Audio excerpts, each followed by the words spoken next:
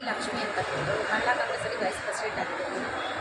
ಇವತ್ತಿನ ದಿವಸ ನಾವೇನು ಹೆಣ್ಮಕ್ಳೆಲ್ಲ ಸೇರಿ ಒಂದು ಪ್ರೊಟೆಸ್ಟನ್ನು ಮಾಡ್ತಾ ಇದ್ದೀವಿ ಅಂತಂದರೆ, ಈ JDSಲ್ಲಿ ಎಷ್ಟೊಂದು ಅನಾಚಾರ ಆಗ್ತಾಯಿದೆ ಅಂತಂದ್ಬಿಟ್ಟು ಪ್ರತಿಯೊಬ್ಬರಿಗೂ ಗೊತ್ತಿದೆ.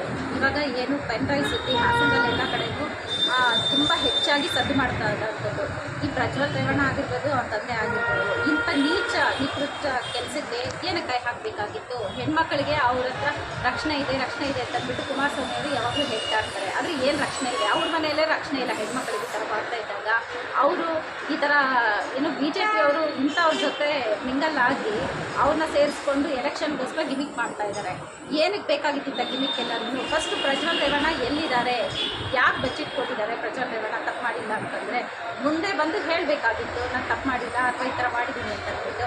ಏನಕ್ಕೋಸ್ಕರ ಇಂಥ ನೀಚ ಕೆಲಸ? ಒಂದು ವಯಸ್ಸಾಗಿರೋರನ್ನ ಕೂಡ ಬಿಟ್ಟಿಲ್ಲ ಪ್ರಜ್ವಲ್ ರೇವಣ್ಣ ಅಂತಂದರೆ ಇದು ಎಂಥ ಹೆಣ್ಮಕ್ಳಿಗಾಗಲೂ ಅನ್ಯಾಯ ಅಂತಂದ್ಬಿಟ್ಟು ಹೇಳೋದಕ್ಕೆ ನಾವೆಲ್ಲ ಹೆಣ್ಮಕ್ಳು ಇನ್ನಷ್ಟು ಕರ್ನಾಟಕದಾದ್ಯಂತ ಪ್ರೊಟೆಸ್ಟ್ ಮಾಡೋದಕ್ಕೆ ಹೆಚ್ಚಿನ ಸಂಖ್ಯೆಯಲ್ಲಿ ಕರೆ ಕೊಡ್ತಾ ಇದ್ದಾರೆ. ನಮ್ಮ ಮಹಿಳಾ ಕಾಂಗ್ರೆಸ್ ಅಧ್ಯಕ್ಷರು ವಿಶ್ವನಾಥ್ ಅವರು, ಹಾಗೆಯೇ ನಮ್ಮ ಡೆಲ್ಲಿಯಿಂದ ಅಲ್ಕಾನಂದ್ ಅವರು ನ್ಯಾಷನಲ್ ಲೀಡರ್ ಆಗಿ ಅವರು ಒಬ್ಬರು ಬಂದಿದ್ದಾರೆ ನಮಗೋಸ್ಕರ. ನಮ್ಮ ಈ ಕರ್ನಾಟಕದಲ್ಲಿ ಆಗೋ ಈ ಏನು JDSನವ್ರು ಮಾಡ್ತಾ ಇರೋಂಥ ಅನ್ಯಾಯಕ್ಕೋಸ್ಕರ ಅವರು ಕೂಡ ಬಂದು ಕೈ ಜೋಡಿಸಿದ್ದಾರೆ. ಹೆಣ್ಮಕ್ಳಿಗೋಸ್ಕರ ನ್ಯಾಯ ಸಿಗಬೇಕು ಇಂಥವ್ರಿಗೆ ಅಂತಂದ್ಬಿಟ್ಟು.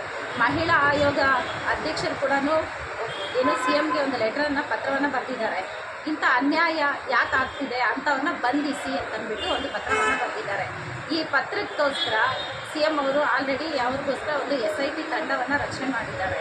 ಈ ಥರ ರಚನೆ ಮಾಡಿದರೂ ಕೂಡ ಪ್ರಜ್ವಲ್ ರೇವಣ್ಣ ಹಿಂದಿನ ದಿವಸನೇ ತಪ್ಪಿಸ್ಕೊಂಡು ನೋಡೋಗಿದ್ದಾನೆ. ಇಂಥ ಅನ್ಯಾಯಗಳನ್ನು ಇನ್ನೆಷ್ಟು ಮಾಡ್ತಾರೆ JDSನವರು? ಅವ್ರಿಗೆ ಇವಾಗಲೂ ಬುದ್ಧಿ ಬರ್ತಾ ಇಲ್ವಾ? BJP ಅವರು ಮೋದಿಯವರು ಬರ್ತಾ ಇದ್ದಾರೆ, ಕರ್ನಾಟಕಕ್ಕೆ ಹೋಗ್ತಾ ಇದ್ದಾರೆ, ಇಂಥ ಅನ್ಯಾಯಗಳ ಬಗ್ಗೆ ಒಂದು ದಿವಸರೂ ಮಾತಾಡ್ತಾ ಇಲ್ಲ. ಎಲ್ಲಿ ಎಂಥ ಹೆಣ್ಣು ಮಕ್ಕಳಿಗೆ ಅನ್ಯಾಯ ಆಗ್ತಾಯಿದೆ ಅಂತಂದ್ಬಿಟ್ಟು ಒಂದು ಕಡೆನೂ ಮೋದಿಯವರು ಬಾಯಿ ಬಿಸ್ತಾ ಇಲ್ಲ. ಅಮಿತ್ ಶಾ ಅವರಾಗಲಿ ಏನು ಮಾಡ್ತಿದ್ದಾರೆ? ಬೇಟಿ ಬಚಾವ್ ಬೇಟಿ ಪಡಾವ್ ಅಂತ ಹೇಳ್ತಾ ಇದ್ದಾರೆ, ಎಲ್ಲಿ ಬಚಾವ್ ಮಾಡ್ತಾ ಇದ್ದಾರೆ? ಇಂಥ ಅನ್ಯಾಯಕ್ಕೆ ಇನ್ನೆಷ್ಟು ಜನ ಬಲಿಯಾಗಬೇಕು ಅಂದ್ಕೊಂಡಿದ್ದಾರೆ? ದಯವಿಟ್ಟು ಇದಕ್ಕೆ ಉತ್ತರ ಕೊಡಿ.